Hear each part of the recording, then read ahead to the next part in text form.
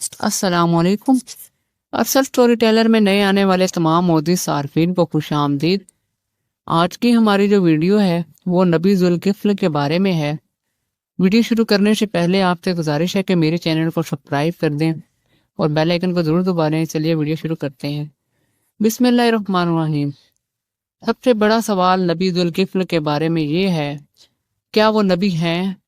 अल्लाह ताला ने कुरान मजीद में इरशाद फरमाया कि इस्माइल और इदरीस और जुल्किफ्ल को याद करो, ये सब सब्र करने वालों में से थे। कुरान में अयूब की कहानी के फौरन बाद अल्लाह ताला ने यह भी हिदायत की है, हमारे बंदों इब्राहीम, इसहाक और याकूब अलैहिस्सलाम सबको हमारी इबादत में ताकत और दीनी समझ रखने वाले सबको याद करो। बेशक हमने उन्हें एक अच्छी चीज घर की याद दिलाने के लिए मुंतखब किया था और वो लोगों को उसका जिक्र दिलाते थे, और वो यहाँ भी अल्लाह की तरफ दावत देते थे और लोगों को भलाई की तरफ दावत देते थे।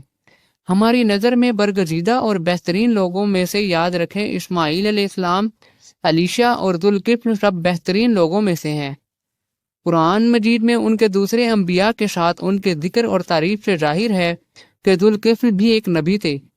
ताहम बाज़ कुरानी मुफस्सिरीन ने यह भी गुमान किया है कि वह नबी नहीं थे, बल्कि वह सादिक और अमीन थे। अब हम बात करते हैं जुल्किफ्ल के नाम के मायने क्या हैं।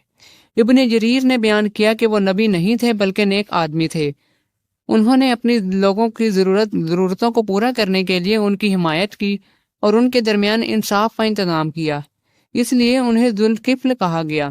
ज़वाल कफ्ल के लफ्ज़ी मायने हैं जिनका मतलब है दोगुना बदला या हिस्सा देने वाला।